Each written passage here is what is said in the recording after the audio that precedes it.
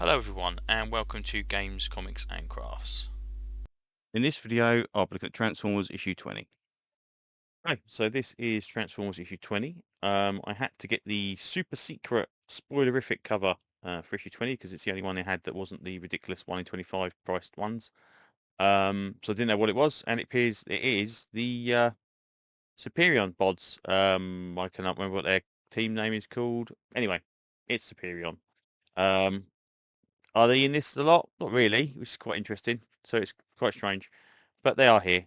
Anyway, Astro Strain is miffed at Megatron, and Megatron kind of taunts him a little bit, and then Astro Train attacks Megatron. Megatron beats the crap out of him, gets the old Energon ball and chain, which is pretty cool, and yeah, he's not happy.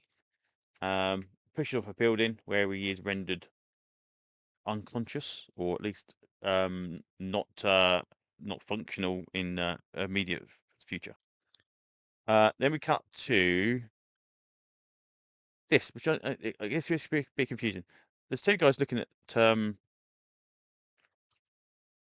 the army that captured Ultra Magnus last time, and it's like he says like he's a padre, and it's like, oh, he doesn't believe in God anymore because obviously he's seen robots that kind of break his thing. But there's kind of a reference to here about it being also a chaplain, not a padre. Anyway, and it's like I don't know what these guys are supposed to be. I'm not too sure. But anyway, they've got Ultra Magnus. Um, Spike talks to Prime about his dad and about the Matrix, and can he communicate with his dad in Matrix? And he kind of says, no, sorry, they kind of go in there, but and they kind of make up the essence of it, but there's no way to communicate with the spirits that are in the Matrix, or the sparks that are in the Matrix. Um, and it's like, you read Sunsets. It says, yeah, so we at least there's kind of some kind of familiarity between the two planets. And then this is where we get the combiners. Um, they managed to rescue Skyfire. I'm gonna say that wrong now. Jetfire. God, okay, yeah. See, Skyfire was the name in the animated series. Jetfire. Um, it's Silverbolt, and then Silverbolt mentions he's been afraid of flying unless he's with his group. Which is again a classic thing from the old tech specs on the back of the boxes. Um, and it's like, okay, that's cool, but we've managed to resurrect all your friends as well, so they're all kind of getting resurrected. And these are toys, so these are quite cool. But it's like, oh, they're all planes. It's like, yeah, it's like, yeah, we needed these to match the speed of some of the Decepticons. Um, but it says it's like, oh, they're the softest sparks of all the Autobots, and it's like they're all gonna like hug you, and it's like it's really weird. I don't remember that being a thing. I remember one of them being quite kind of gutsy, and I can't which one. I swear Skydive. I could be wrong. Anyway, they're all there, so they've now got a combiner on their side, and I think that obviously it seems to suggest that once they kind of get together, the combiner, the Siberian combiner, kind of obviously takes control of their emotions, and they fight a little bit better.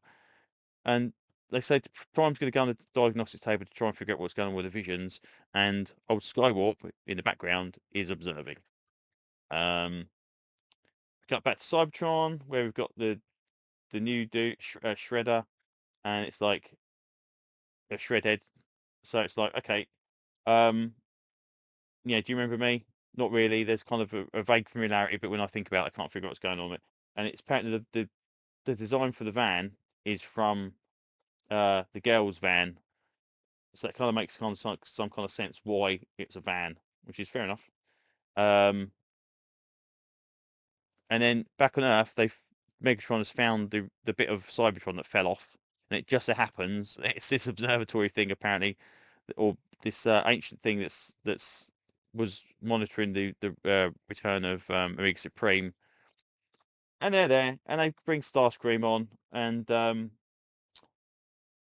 he brings Starscream to this benchy thing, and Starscream is repaired all the way fully. So he's got all his legs back and everything. And Megatron just goes, "That's really cool because now I get to kick the crap out of you." So Megatron kicks the crap out of him similar way to what happened to him on the Quintesson planet in the Energon Universe special. And then Astro Train's there, and he kind of basically says, "Okay, right, you should transform to gun ready." He said, "Oh, don't forget, I can kind of take control of you when you need to do." Force him to shoot Astro Train, which doesn't kill him, and it's like, "Oh, yeah, and your power levels might be a little bit lower because you're injured." And it's like, "Okay, that's fine. So we'll use extra shots to do so." So he shoots him like 7 or 8 times, and there's literally nothing left of poor old Astro Train, and that's it. Now we need to transfers back in. It's like, okay, we now need to go and kill the Autobots. So obviously this is him reasserting his will over Starscream. So maybe Starscream's not going to be quite so petulant as he was in the previous things. We'll see. But Astro Train, it was called the Astro Train. Now Astro Train's completely dead. But yeah, that seems to be the way of these things nowadays. People they write off Transformers left, right, and centre. But yeah, all in all, not bad. It's quite cool to see Megatron doing his Megatron thing and being a proper bad guy. Um, but yeah, kind of again, this is almost like one of them kind of bridging issues where we're setting up the next kind of progression of the storyline. We're getting rid of all the fluff and stuff that we need from the last issues. We're introducing new characters, and then we're going to move on to the next big thing. And yeah, all in all, pretty cool. Not too bad. Anyway, that's enough rambling for now. So thanks very much for listening, and hopefully I will see you on another video very, very soon. Bye bye.